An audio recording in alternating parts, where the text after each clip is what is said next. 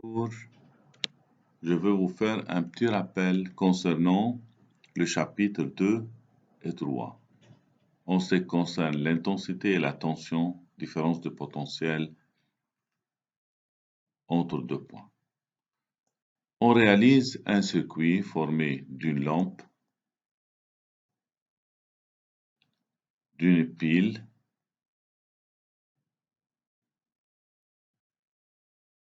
d'un interrupteur pour faire commander le passage du courant, des fils de connexion conducteurs, c'est-à-dire riches en électrons libres célibataires,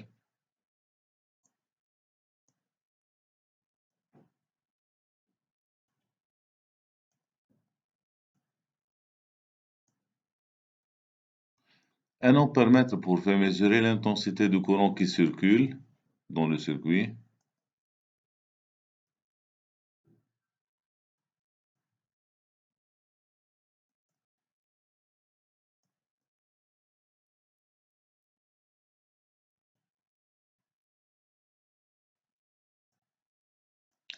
Lorsqu'on fait circuler le courant, c'est-à-dire lorsqu'on ferme l'interrupteur, on remarque que les électrons vont se déplacer dans le fil conducteur.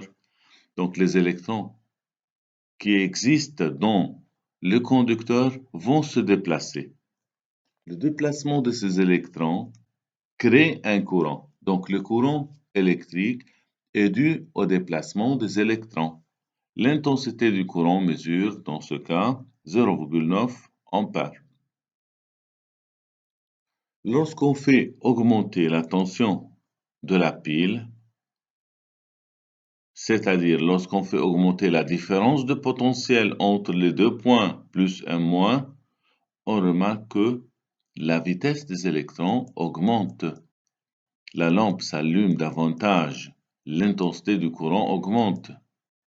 Regardez, lorsqu'on fait augmenter l'intensité du courant, la vitesse des électrons augmente, la lampe s'allume davantage,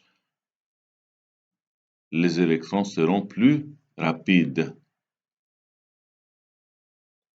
Le courant électrique, par convention, a le sens opposé au sens de déplacement des électrons.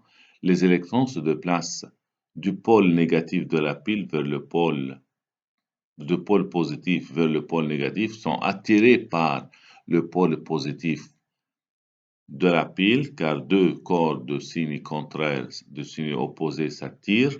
Donc le pôle positif de la pile attire les électrons, le pôle négatif de la pile repousse les électrons, d'où la circulation des électrons. La pile, dans ce cas, joue le rôle d'une pompe des électrons qui fait déplacer les électrons à l'intérieur du métal ou des conducteurs. Donc le filament de la lampe sera traversé par le courant aussi. La pile est traversée par le courant qu'il débite.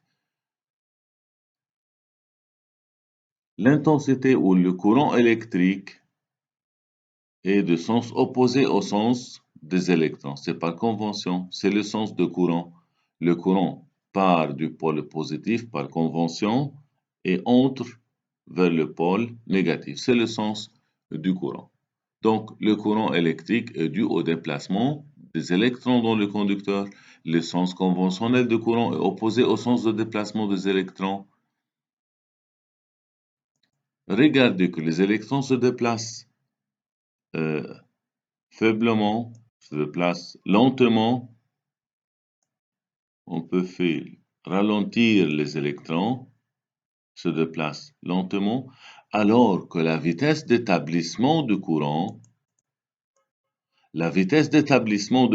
est beaucoup plus grande que la vitesse de déplacement des électrons. La vitesse d'établissement du courant, c'est-à-dire la lampe s'allume immédiatement, alors que le sens de courant, la vitesse des électrons est lent. يعني de quelques millimètres par seconde. Les électrons se déplacent de quelques millimètres par seconde, alors que la vitesse d'établissement de courant, c'est-à-dire la vitesse de l'éclairage de la lampe, est en même temps, se fait en même temps, confirme l'interrupteur. La vitesse d'établissement de courant est 3 fois 10 à puissance 8 mètres par seconde, c'est-à-dire 300 000 km par seconde, alors que la vitesse des électrons dans le conducteur est de quelques millimètres par seconde. Lorsqu'on fait brancher une autre lampe, par exemple, en dérivation avec la lampe L1, que remarquez-vous en ce qui concerne le courant et en ce qui concerne la loi de nœud?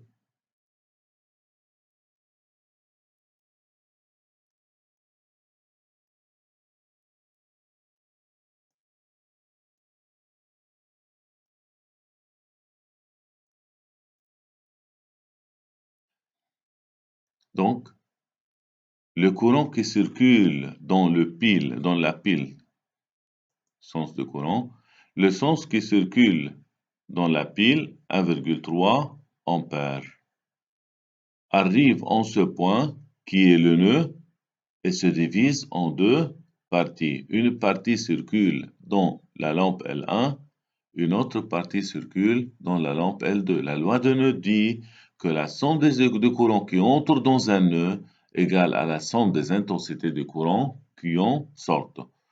On peut mesurer l'intensité du courant en intercalant un ampère-mètre par exemple.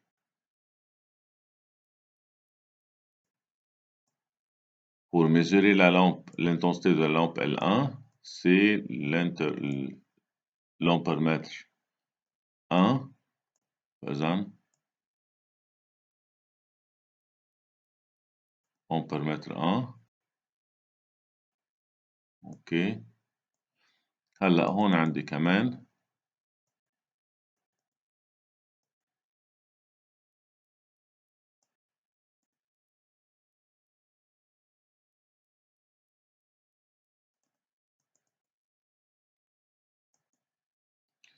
l'ampère-mètre A2 pour mesurer l'intensité du courant qui circule dans la lampe L2.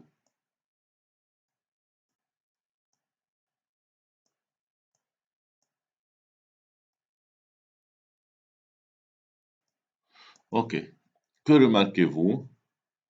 Le 1,3 ampère entrant dans le nœud, dans ce nœud, se divise en deux parties. Une partie 0,65 ampères, 65 ampères dans la lampe L1, 0,65 ampères dans la lampe L2. Lorsqu'on fait additionner ces deux grandeurs, ces deux valeurs, 0,65, 0,65, 1,3 ampères. Donc l'intensité I1, I total dans la branche principale est égale à la somme des intensités de courant dans les branches dérivées. Ici, on a le même courant car les deux lampes sont identiques. Lorsqu'on fait changer